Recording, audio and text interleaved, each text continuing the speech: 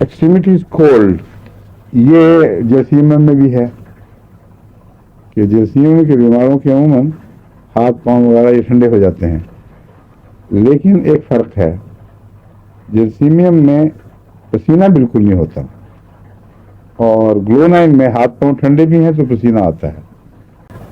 اس کی زبان عموماً سرخ میں نے دیکھی ہے یہ، مگر اس میں لکھا ہوا ہے براؤن بھی ہوتی ہے، جس کو کیس ایکیوٹ کیس اس کا ہوا ہو ہیٹ اسٹروک کا، بڑی سخت تکلیف دہ بیماری ہے۔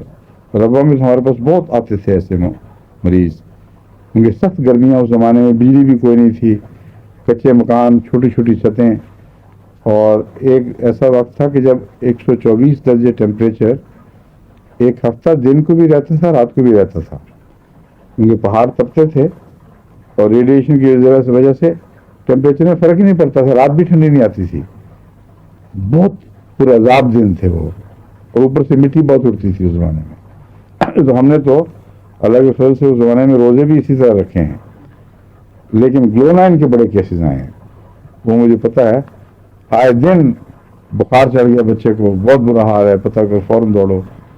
اس زمانے میں یہ جو نسخہ ہے یہ بہت مفید تھا، خدا کے فضل سے دیکھتے دیکھتے بخار ٹوٹ جاتا تھا مریض کا۔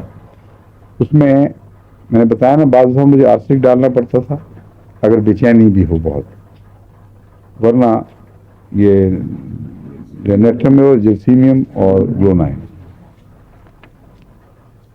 ہاں زبان سرخ ہوتی ہے، پیاس زیادہ نہیں ہوتی گلونائن میں، مگر خشک منہ، اس لیے جرثیم میں جو میں ایڈ کرتا رہا ہوں ساتھ، ان دونوں کی بہت سی علامتیں ملتی ہیں، اور بظاہر ہیٹ اسٹروک میں پیاس زیادہ ہونی چاہیے مگر اس میں نہیں ہوتی، بخار چڑھا ہوا ہے بہت تیز لیکن پیاس غائب ہو جاتی ہے۔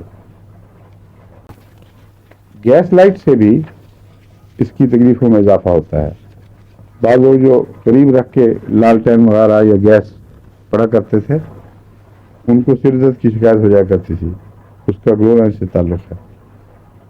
بستر میں لیٹنے کے بعد اس کی سر درد دوبارہ آ جاتی ہے یا سر درد دوبارہ آ جاتا ہے، درد تو مذکر ہی ہے نا، مگر عام طور پر ہمارے یہاں مونس بولا جانے لگ گیا ہے، بہت یہ زمانہ ہی ایسا آ گیا ہے۔ The child comes down with cerebrospinal meningitis. The neck is drawn back. The face is intensely hot, red and shiny. The eyes congested or glassy.